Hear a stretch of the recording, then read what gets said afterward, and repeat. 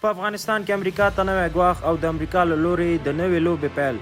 سلام، وخت مو بخیر. د افغان پلس چینل تازه ویډیو ته ښه راغلاست. هیله ده چې ویډیو را سره تر پایه وګورئ.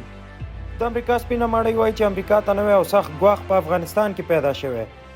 د ISIS-K په نوم ترهګریزه او تر ټولو سرسخته ظالمه ډله ده چې سیاسیون وایي حتی جو بایډن ترې د ویرې احساس کړی دی.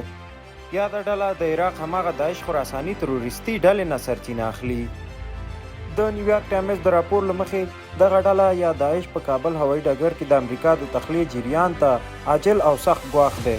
د همدې امله امریکا نن ورځ اعلان وکړ چې امریکایي اتباع او خلک د هوایي ډګر له دروازو لرې وتښتي.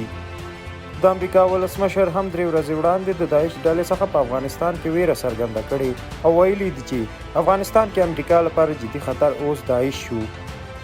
دغه زمزمې له پرون راهیسې پیل شوي. د CNN په شمول ډیلی میل نړیوالې رسنۍ هم پرې راپورونه جوړ کړي دي. انداسې کیږي چې هېواد ته نوې کیسه جوړېدونکې ښکاري او امریکا په سیمه کې کوم نوي پلان باندې کار پیل کړی. په دې هکله مو خپل نظرونه را سره شریک کړئ. دا و د دې مهال ویډیو. تر بلې تازه او مهمې ویډیو ښې چارې.